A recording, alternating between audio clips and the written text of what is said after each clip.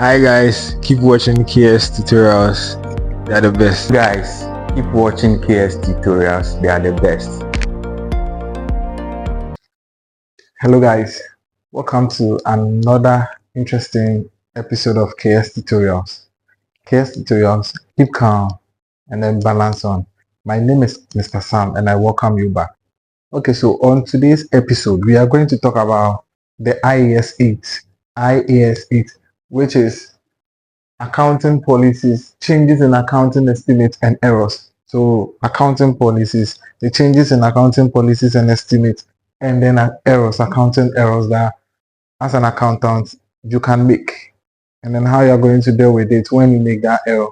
Do we get it? All right, so let's go right in it. So IAS 8, what is accounting policy? What are the changes in accounting estimates? What are the errors? All right, so what is the objective of IAS 8? What does IAS 8 seem to achieve? What is the purpose of IAS 8? So IAS 8 is there to provide guidance on how to select and apply accounting policies. So IAS 8 was basically designed or came up in order to help in how we are going to select an accounting policy. When we talk about accounting policy, let's say there are rules. So we have, let's say, we have depreciation is an accounting policy. So how we are going to select maybe the depreciation, we have the depreciation policy, and then how you are going to apply it. That is IAS 8. That's what the purpose for IAS 8.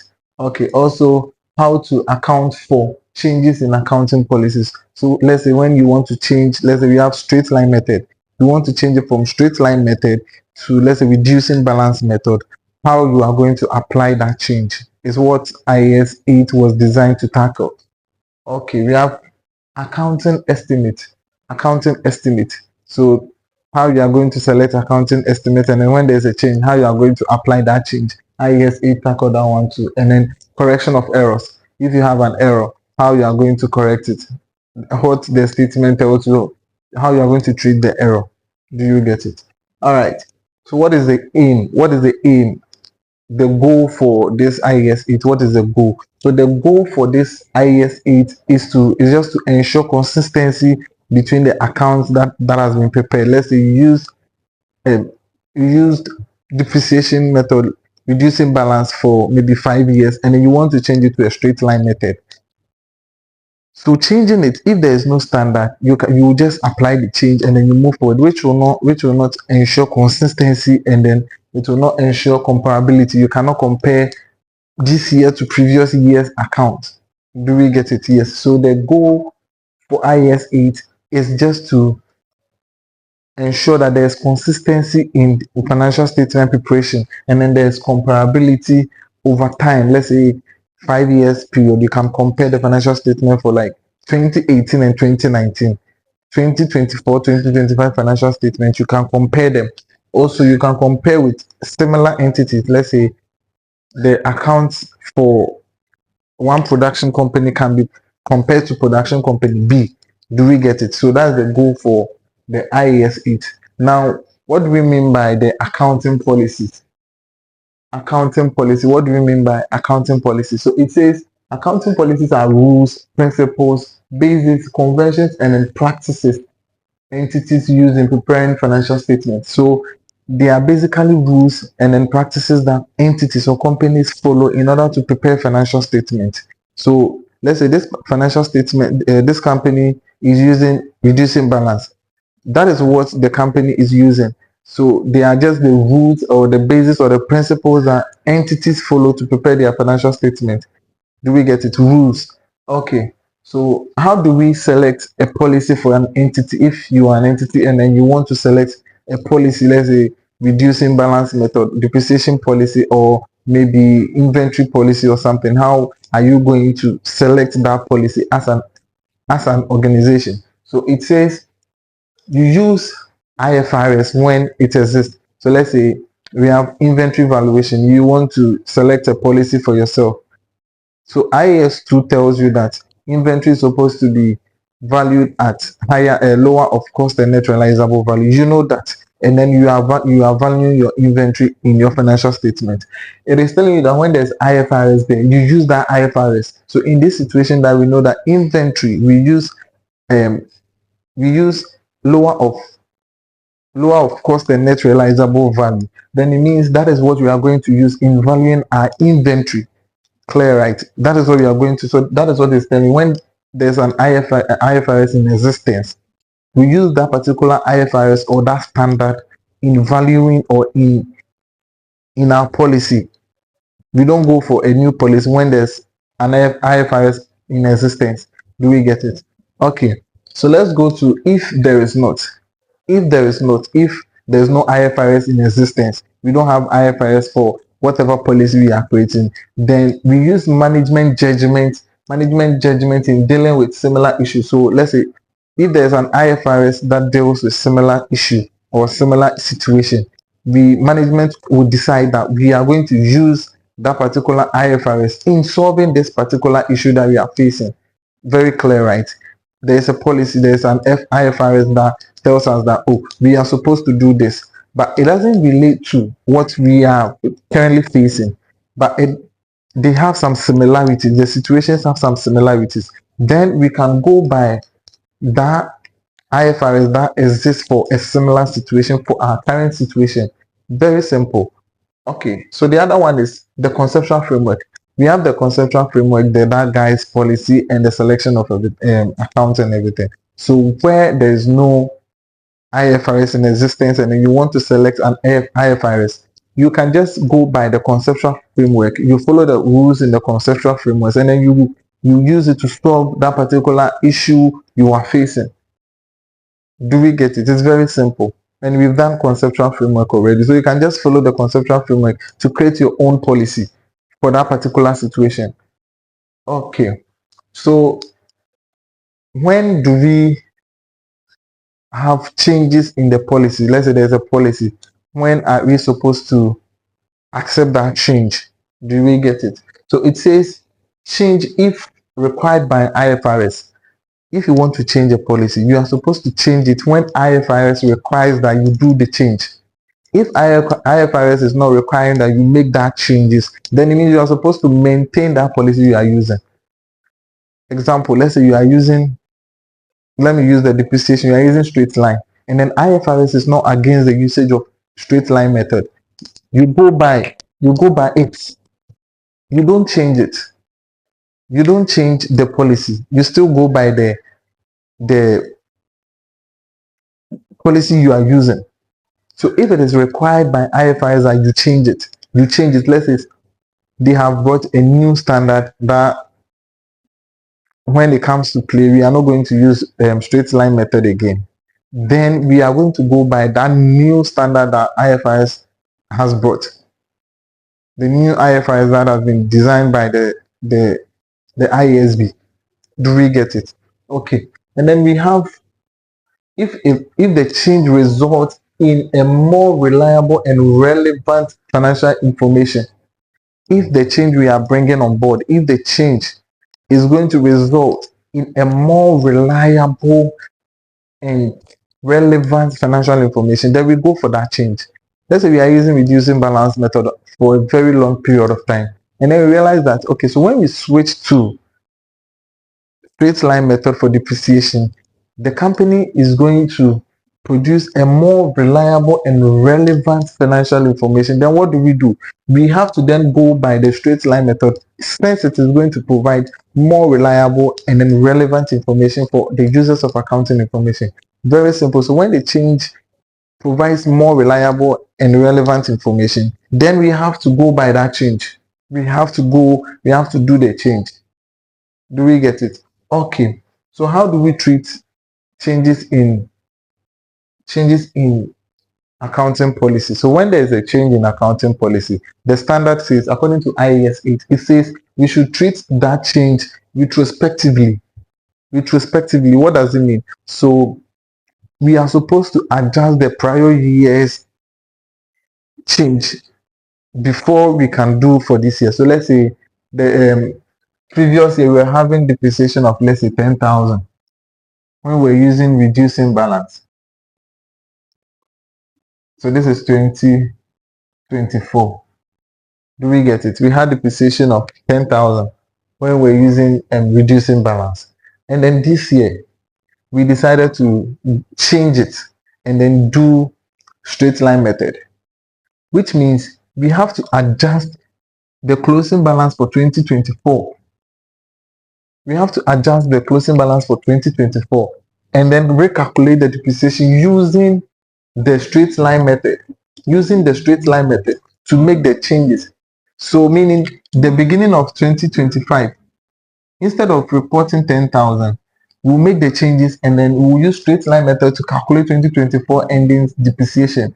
And then let's say if we use straight line, and then maybe we get, let's say, 9,000 for 2024, which means beginning of 2025 balance BD is supposed to be the 9,000 for 2025 and not this one that we've already calculated. So meaning we have to apply the change on previous year's account, and then before we can apply it, or we can use the closing balance as the opening balance for this year.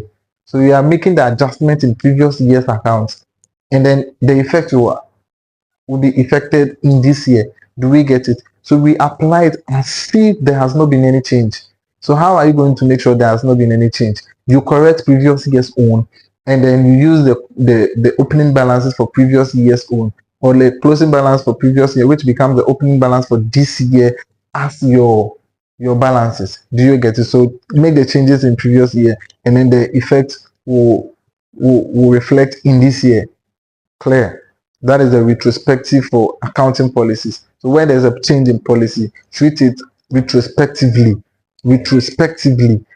Effect the change on prior year's account before you bring the opening balances for this year.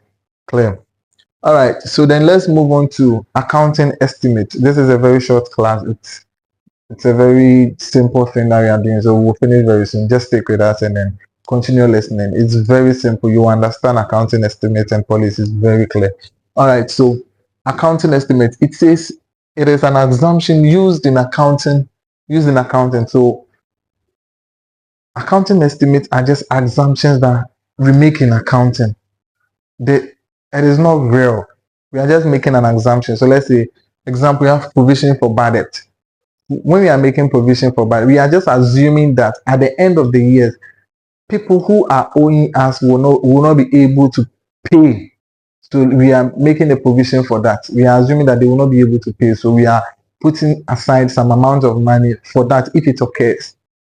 So you see, it's an assumption because we can it might be possible that we recover everything that people are owing us. What is bad debt? Bad debt are, let's say, someone has gone bankrupt. He cannot pay his debt. The debt becomes bad debt. It's a debt that you cannot recover. There are debt that cannot be recovered. Irrecoverable debt. That is bad debt. So we make an assumption that in a situation where someone cannot pay his debt, then we use whatever provisions we've made to clear for that debt. We are just making an assumption and then to reduce our tax. Do we get it? So when we make that assumption, it increases our expenses and then we reduce our tax just to cater for any inconvenience in future. Do we get it? Okay. All right. So we have another example is the useful life of an asset. You bought your asset. Let's say you bought a motor vehicle. Yes, you've bought a motor vehicle. Then you assume that the motor vehicle will last for 5 years. You are just assuming there's nothing showing that the motor vehicle will not work after 5 years. We just assume that after 5 years the motor vehicle will be old and then will not be like it used to be, which is real, but it's an assumption that we are making that after 5 years the motor vehicle will not work again. But in reality, after 5 years the motor vehicle might be working. So we make an assumption. That is why on a regular basis experts revalue assets and then they come up with new useful life. Maybe we gave 5 years, but after revaluing it, we realized that, oh no, the 5 years is even too much. It's 2 years. Oh, sometimes after 2 years, we come back, oh boom, the 2 years we gave is too small, so it's 10 years. So you see, it's possible it can last for a longer period. It is possible it cannot. So it's just an assumption that we make in accounting, just to set aside something.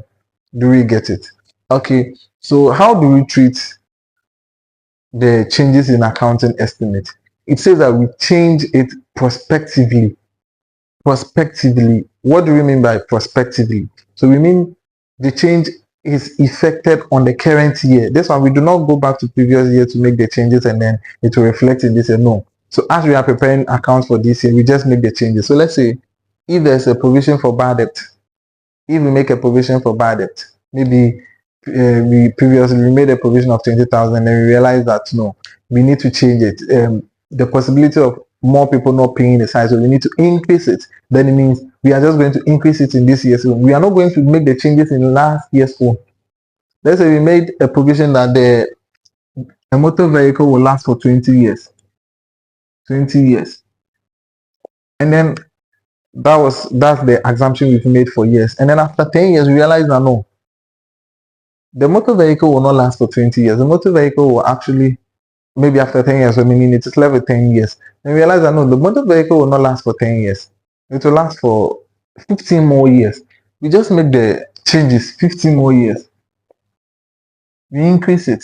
We don't go back to previous year to make the changes. No, we just make the changes on the current year. That is the prospectively. We make the changes in the current year, not the previous year. Do we get it? We make the changes in the current year and not the previous year. That is prospective change. Clear? All right. So now let's move on to the last aspect of IAS 8. The last aspect, which is errors. When we talk about errors, what do we mean? When we talk about errors, we mean mistakes in recognition, measurement, presentation, or disclosure. So let's say you are preparing an account and then you make a mistake in the recognition. Maybe you're supposed to recognize 10,000 Ghana cedis and you wrote 1,000 Ghana cedis. That is a mistake. It's an error that you've made. In measurement, okay, in recognition, measurement, so let's say, so that one to go with the recognition. And then we have presentation. So you, instead of maybe writing assets and then going to add liabilities and equity, you deducted liability from equity, you deducted liability from asset, and then you came to arrive at equity is equal to asset less liability. It will give you the same thing, but you've made a mistake in the presentation, because according to IAS 1, we list our assets, we get a total, and then we compare it to our equity and liability. You've made a mistake with the presentation. There's a mistake with the presentation, so we just make the changes, you correct it, and then it says, so what are some examples or some errors? So we have mathematical mistakes. So when you are adding figures, you made a mistake, it's an error. When there's misapplication of a policy, so you are using straight line method and then you made a mistake and you selected reducing balance method for that particular year, 2024, you use reducing balance method. It's a mistake. Oversight, when you forget to record something, an amount or a whole transaction, is an oversight which is going to affect your account. Fraud, when there's theft, when there's fraud, that one too is an error. It says, how do we treat it? How do we correct such errors? It says we do it retrospectively, which means we adjust prior year's accounts to reflect this year's account, like the way we did for the accounting policy.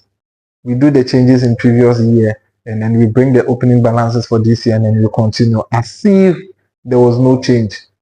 Do we get it? Very simple, very short class. Thank you for listening to KS Tutorials. Thank you for following Mr. Sam. My name is Mr. Sam and I'm out.